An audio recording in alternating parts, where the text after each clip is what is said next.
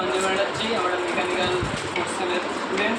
আমরা প্রথমে একটি গ্লাস নিলাম, একটা বোতলের ক্যাপ নিলাম, এই গ্লাসটাতে জল দেওয়ার পর ক্যাপটার উপরে রাখলাম, রেখে জল ঢাললাম।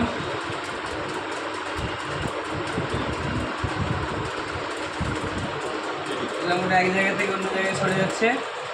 এটি হচ্ছে ফ্লুইড মেকানিকের একটা প্রপার্টি, তার জন্য আমরা আচ্ছা এবারে তোর দিকে শুভদীপ উঠে দাঁড়াবো। আমরা ফ্লুইড কাকে বলি? ফ্লুইড আমরা কাকে বলি? গ্লাসে ঢাললাম,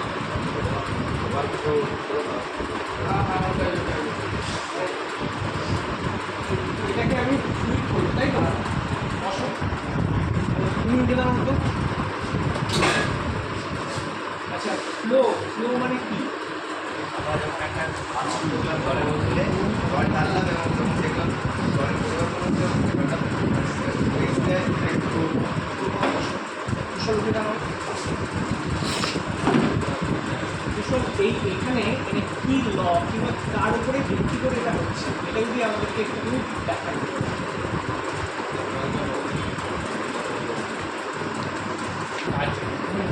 জলটা ফুলের ফলে ওই ঝুঁকিটা দর্শক তুমি উঠে দাঁড়ানো ফ্লুইড মেকানিক্সের কি প্রপার্টি আমরা দেখতে পাই?